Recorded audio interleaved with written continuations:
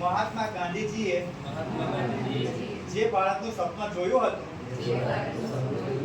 તેમાં માત્ર રાજકીય સ્વતંત્રતા નહીં પરંતુ સ્વચ્છતા અને વિકસિત દેશની કલ્પના પણ કરી હતી. મહાત્મા ગાંધીજીએ ગુલામીની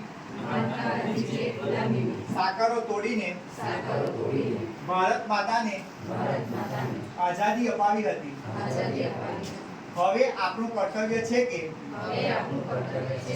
ગંદકી દૂર કરીને ભારત માતાની સેવા કરીએ.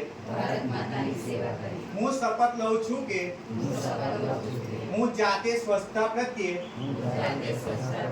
સભાન રહીશ અને તેના માટે સમય ફાળવીશ. હું દર વર્ષે 100 કલાક એટલે કે દર અઠવાડિયે